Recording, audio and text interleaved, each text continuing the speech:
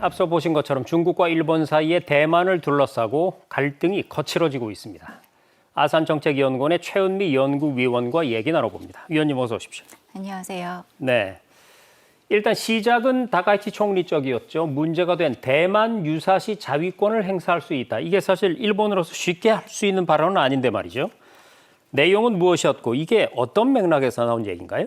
네, 지난 7일이었죠. 일본의 이제 중의원 예산심의에서 대만 유사시 관련해서 중국이 전함을 사용해서 무력 행사를 수반한다고 하면 일본에게 있어서 존립 위기 사태라고 존립 위기 사태가 될 수 있는 경우다. 네. 그럴 경우에는 일본도 여기에 대해서 뭐랄까 이제 힘을 합할 수 있다라는 의미로 해석을 할 수 있겠죠. 존립 위기 사태라는 표현 자체가 사실 일본에서 우리가 보통 일본에 대해서 알고 있을 때는 일본은 과거에 전쟁을 패한 경험이 있기 때문에 먼저 무력을 행사할 수는 없는데 그렇죠. 몇 가지 조건이 있습니다. 여태까지 헌법을 개정한 적은 없지만 헌법의 해석을 좀 바꾼 거죠. 그래서 실제로 그러니까 일본에게 있어서 직접적으로 공격을 받지 않는다 하더라도 네. 자국이 위험에 빠질 수 있는 상황이라고 생각을 한다라고 하면 이에 대해서 집단 자위권을 행사할 수 있다 이런 내용인데요. 여기에 대해서 이번 대만 유사 사태에 대해서 일본이 집단 자위권을 행사할 수 있다 이렇게 발언한 것으로 이해됩니다. 그렇습니다. 그러니까 요약해 보면 핵심은 대만이 위험에 빠지는 것을 일본의 존립을 위태롭게 만드는 사태로 보겠다. 그래서 집단 자위권을 행사하겠다. 이런 얘기인데 이 발언 즉각 중국의 반발을 샀습니다. 특히 주 오사카 중국 총영사가 매우 원색적인 글로 비난을 퍼부었는데 화면 한번 보실까요? 네. 자, 목을 베어버릴 수밖에 없다. 뭐 이런 표현도 나오고 다음 발언 보시죠. 머리 나쁜 정치인, 죽음의 길. 그리고 패전 같은 민족적 괴멸. 위원님, 거의 막말 수준인데요. 그런데 이 정도 원색적인 비난에도 중국 정부 측은 오히려 영사를 두둔하고 나섰다는데 중국 정부의 공식적인 반응이 어떻습니까? 기본적으로는 개인적인 의견이다라고 이야기를 했고 네. 지금 다카이치 총리의 발언에 대해서는 주권 침해다 이렇게 강하게 반발을 한 것으로 알고 있습니다. 굉장히 개인적인 발언이라고 하더라도 사실 입에 담기 어려울 그렇죠? 정도로 한나라 수장에 대해서 굉장히 원색적인 발언을 한 건데요. 여기에 대해서도 그럼에도 불구하고 말씀하신 것처럼 그 개인을 두둔한다까지는 아니더라도 어쨌건 그 부분에 대한 어떤 미안함을 표시하거나 하지는 않았고요. 조치를 취하거나 하지는 않았고. 네, 오히려 이제 일본 정부가 굉장히 지금 여태까지 해온 정치적 약속에 심각하게 위배되는 것이다라는 표현을 하면서 일본에 대해서 강한 불만을 표시하고 있는 상황입니다. 네. 자, 그러면 대만을 사이에 두고 지금 이렇게 신경전을 벌이고 있는 건데 중국과 일본 두 나라 사이에 이렇게까지 신경전이 격렬하게 번지는 이유 어디에 있다고 봐야 될까요?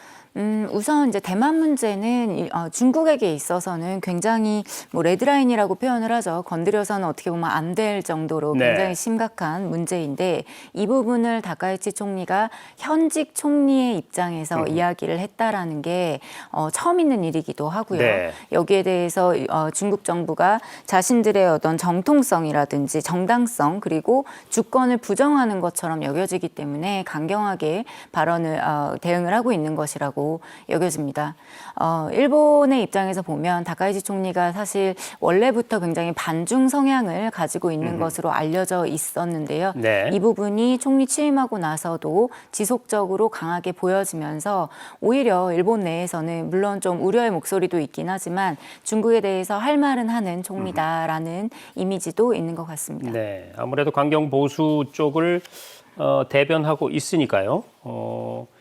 아까 우리가 살펴봤지만 이 중국 측의 그 총영사의 발언, 도를 넘었다 이런 비판은 당연히 나오고 있지만 사실 방금 위원님 말씀하셨듯이 일본 내부에서도 이 다카이치 총리의 발언 또한 다소 좀 부적절했다 이런 반응이 나오는 걸로 알고 있는데 그거 좀 해 주시죠. 네, 이 부분이 이제 앞서 말씀드렸던 총리가 현직 총리로서 이런 발언을 한 게 처음이었다라는 것과 이어지는데요. 네. 기존의 일본에서도 대만 유사 사태가 곧 일본의 유사 사태다라는 발언들이 없지는 않았습니다. 네. 전 아베 총리도 그런 발언들을 했었고 이러한 인식들은 사실 전직 총리들에게도 공유가 되었던 근데 부분인데요. 그분들이 그런 발언을 한 건 총리 자리에 있지 않을 때죠. 그렇죠. 네. 네. 총리 자리에서 물러섰거나 네. 혹은 이제 그 자리에 있지 않은 사람들이 그렇죠. 이야기를 했던 건데 네. 현직 총리가 그것도 사석도 아니고 국회의 어떤 질의응답 과정에서 이야기를 했다라는 거는 한 명의 정치인으로서 말한다라기보다는 그 나라의 입장이 되는 거기 때문에 그렇죠. 네. 굉장히 중요한 발언이었고 여기에 대해서 일부 보도에서는 외무성과 조율되지 않은 발언이다라는 얘기까지 나올 정도로 사실 심각한 사태라고 볼 수 있습니다. 그러다 보니 일본 내부에서는 오히려 이러한 것이 중국과 일본 간의 안보적인 측면에서 굉장히 대립을 가져올 수 있다라는 것, 결국 이것이 군사적인 긴장도를 높일 수 있다라는 차원에서 비판의 목소리가 나오고 있고 특히 그 정치인으로서 그리고 외교의 수장으로서 이야기를 할 때는 조금은 이제 전략적인 모호성이라고 해야 될까요? 네. 애매한 부분들을 좀 지켜갈 필요가 있는데 이게 전혀 없었다라는 차원에서 오히려 일본의 전략적인 차원에서 외교 전략상의 측면에서 볼 때는 오히려 이게 더 부정적인 효과를 가져온다. 운신의 폭을 좀 줄이는 거 아니냐? 네, 그렇게 이야기를 하고 있고 상황이 이렇다 보니 일본 내에서 특히 이제 야당을 중심으로 해서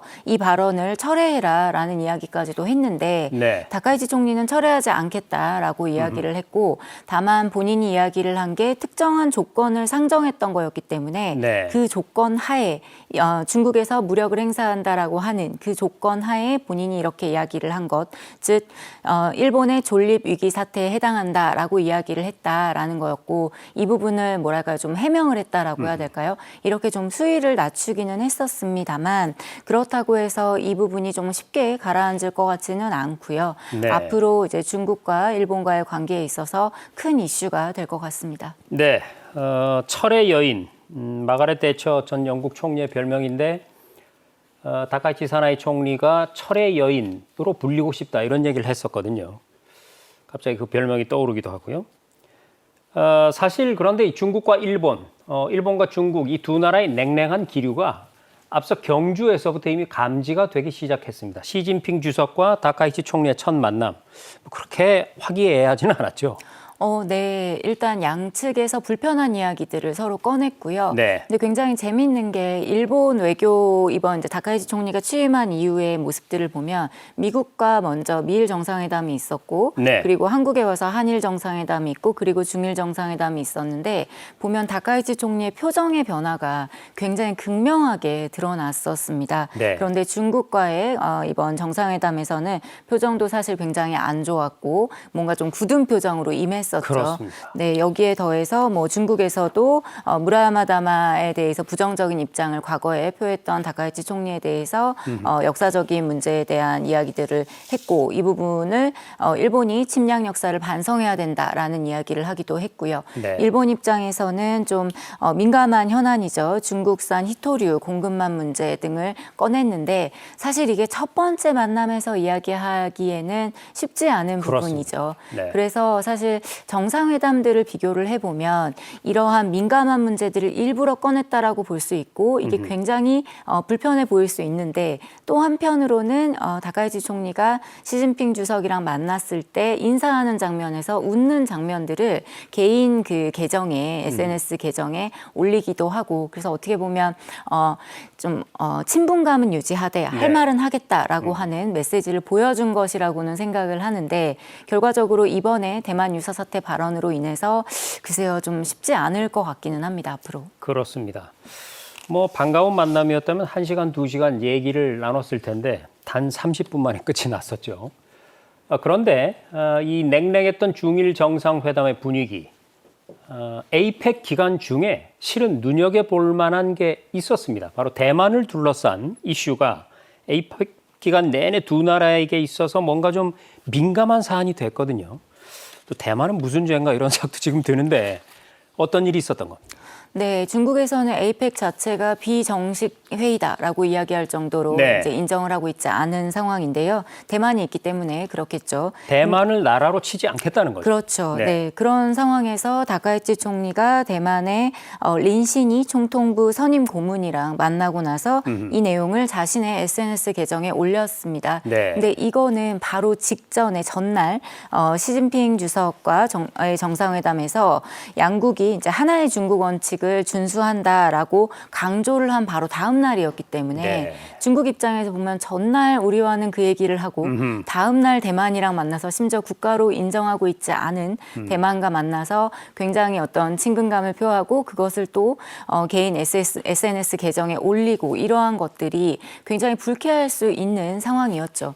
하지만 일본 입장에서 보면은 중국과의 관계를 유지하면서 동시에 대만에 대한 입장을 굉장히 명확하게 보였기 때문에 오히려 정치적으로는 물론 민감성은 있지만 정치적으로 다카이치 총리가 보이고자 하는 외교적인 어떤 입장 이러한 부분은 오히려 명확하게 표현이 됐다고 생각합니다. 네, 지금 아마 우리 시청자 여러분께서도 에이펙 중간에 그 정상들의 표정 하나하나 그리고 몸짓 하나하나 발언 하나하나가 그때 왜 그랬나 하는 게 지금 우리 위원님 설명을 좀 들으면서 이해가 좀 훨씬 잘 되시지 않을까 싶습니다. 역시 대만을 나라로 인정하지 않는 중국의 인식이 여실히 드러나지 않았나 싶은데요. 그런데 중국이 참고 있을 나라가 아니죠. 다카이치 총리의 이 유사시 집단 자위권, 즉 군사적인 어떤 조치 이런 강한 발언이 나오자 이달 초에 항공모함 푸젠함을 띄우면서 해양 강국 중국을 과시하고 나섰습니다. 자, 이 푸젠이라는 이름이 그런데 역시 대만과 관련이 있다면서요? 네, 이번에 이제 중국에서 항공모함, 세 척의 항공모함을 이제 보유하게 되면서 네. 세계 2위의 항모 보유 국가로 올라서게 됐는데요. 네. 이 푸젠함이라고 하는 것에 푸젠이라는 이름이 대만을 마주보고 있는 푸젠성이라고 하는 성에서 이름을 따온 것이라고 합니다. 네. 그래서 중국이 만약에 대만과의 통일을 위해서 포위나 봉쇄에 들어갈 경우에 해상에서 외부 지원군을 저지하는 핵심 역할을 하는 것으로 예상이 되고 있는데요. 네. 여기에 일부러 푸젠이라는 이름을 넣었다라고 하는 거는 그만큼 중국의 의지를 보여주는 거고 이 항공모함 자체가 굉장히 위협적인 중국과 대만과의 갈등을 상징하는 위협적인 어떤 그 모습을 가지고 있다라고 볼 수 있겠죠. 네. 너에겐 다 계획이 있구나라는 그 영화 대사가 갑자기 생각이 납니다. 그 이름 하나 짓는데도 이렇게 많은 정치적, 정략적 의미를 담으니까요. 근데 이 대만 해협과 맞닿아 있는 곳에서 바로 중국과 일본이 영유권 분쟁을 벌이고 있지 않습니까? 그러니까 상당히 이 푸젠함을 바라보는 일본의 속내 또 역시 한번 뒤틀렸을 것 같은데 어떻습니까? 네, 그렇습니다. 일본에서는 이제 영유권 분쟁으로 보지는 않지만 네. 이건 이제 센카쿠 지역을 이야기를 하는 건데 네. 센카쿠 열도가 자기네 것인데 중국이 자꾸 침범을 한다라고 보고 있는 거죠. 그래서 영유권 분쟁으로 보진 않지만 굉장히 많은 우리를 포함해서 세계 많은 국가들이 그렇게 보고 있죠. 네. 근데 이 지역이 사실상 중국이 계속해서 해경선이라든지 드론을 지속적으로 투입을 하고 있고요. 이게 일본의 그 방위백서라든지 안보 관련된 그 책자들을 보면 그 수치가 정말 계속 나와 있는데요. 네. 한국 사람인 제가 볼 때에도 굉장히 많다라고 느껴질 정도로 정말 뭐 한 2, 3일에 한 번씩 계속해서 오고 있는 상황이고 연중 계속해서 위협감을 느끼고 있다라는 거죠. 부지런하네요. 예, 그런데 이제 이곳이 대만 해협과 맞닿은 정말 전략적인 요충지로 볼 수 있는데 중국이 푸젠함과 같은 방금 이야기를 했던 네. 이 이름조차도 상징성을 갖고 있는 이러한 푸젠함을 해군 전력으로서 움직이게 된다라고 하면 이 부분이 가장 먼저 긴장이 고조될 수 있는 지역이다라고 말씀을 드릴 수 있을 것 같고 한국에게 있어서는 조금 멀게 느껴지는 옆나라 이야기처럼 들리지만 네. 사실상 이 지역을 놓고 봤을 때, 이 동아시아 지역을 놓고 봤을 때 긴장도가 가장 높은 곳이다 이렇게 말씀드릴 수 있을 것 같습니다. 그렇습니다. 제가 아까도 잠깐 언급을 드렸습니다만 사실 대만을 사이에 두고 중국과 일본이 계속 거친 언사를 주고받으면서 위력 시위를 벌이고 있는데 실은 대만이 문제가 아닌 겁니다. 두 나라가 대만을 어떻게 보면 빌미로 패권 경쟁을 벌이고 있다는 느낌이 드는데 다카이치의 이번 발언과 중국의 대응 이건 단순히 단순한 어떤 말의 차원을 넘어서 지리적으로 인접해 있는 주변국들 우리나라 한반도 안보에도 직접적인 영향을 미칠 수가 있는 문제거든요. 자, 위원님, 중일 간의 깊어지는 갈등 우리는 어떻게 여기에 좀 현명하게 대응을 해 나가야 될까요? 네, 우선 생각해 볼 수 있는 거는 다카이치 총리의 이번 발언이 여기서 끝날 것인가 아니면 더 수위가 높아질 것인가에 대해서 우리가 좀 더 주력해 볼 필요는 있을 것 같습니다. 우선 본인의 발언을 철회하지 않겠다라고 하는 걸로 봐서는 이러한 입장을 지속적으로 보이겠다라고 하는 것과도 이어지는데요. 네. 이건 아마도 본인이 가지고 있는 원래의 성향도 있을 것 같고요. 여기에 대해서 이제 중국을 위협으로 느끼는 일본의 보수 우파들의 생각이 굉장히 강하게 반영이 됐고 결과적으로 이러한 강한 이미지 그리고 중국에 대해서 할 말을 한다라고 하는 이미지를 구축함으로써 다카이치 총리에게 있어서는 다카이치 총리는 사실 총리의 임기는 없지만 자민당 총재로서의 임기는 있습니다. 그래서 2년 안에 본인의 어떤 성과를 보여줘야 되는 상황이거든요. 네. 그러다 보니 이러한 입장을 좀 지속적으로 보여줄 수 있는 가능성도 있는데요. 문제는 이제 한국의 입장에서 볼 때는 굉장히 좀 복잡해지는 거죠. 중국과 일본과의 문제뿐만이 아니라 이 부분이 결국에는 일본이 중국과 다툼을 하게 될 경우에 일본과 동맹 관계에 있는 미국이 개입을 하게 될 것이고 그럼 미중 갈등이 격화될 수 있는 상황이고 미일뿐만이 아니라 한미일 공조라고 하는 차원 속에서 한국이 우리가 의도하지 않게 개입이 될 수 있는 상황도 벌어질 수 있다라는 거죠. 그런 가능성을 배제할 수는 없는데 문제는 앞서 다카이치 총리의 발언 중에도 나왔던 것처럼 존립 위기 사태라고 하는 거는 일본이 스스로 일본 본토가 공격을 받지는 않았지만 다른 곳에서 그 가까운 어느 곳에서 위협을 받았을 때 일본도 존립의 위기가 있다라고 생각을 한다라는 거죠. 근데 이 판단을 일본이 한다라는 거죠.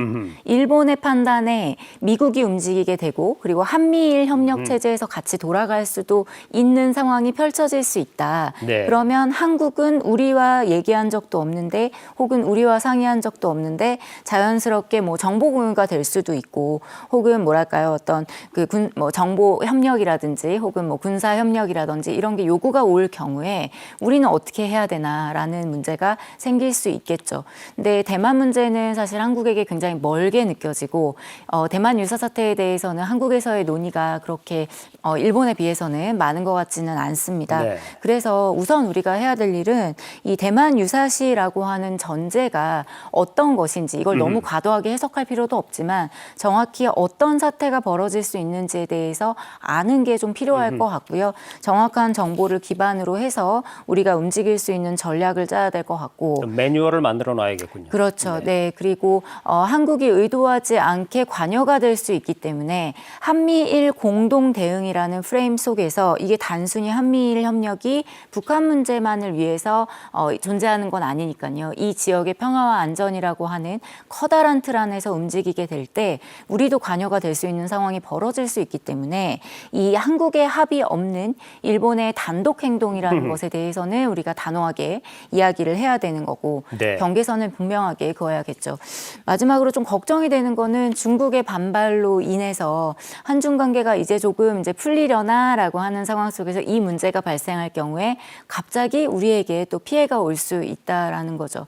예전에 뭐 한한령이 내려졌던 것처럼 다시 또 우리에게 피해가 올 수 있기 때문에 이러한 경제적이나 혹은 외교적인 압박 가능성에 대해서 대비를 하는 게 필요할 것 같고요.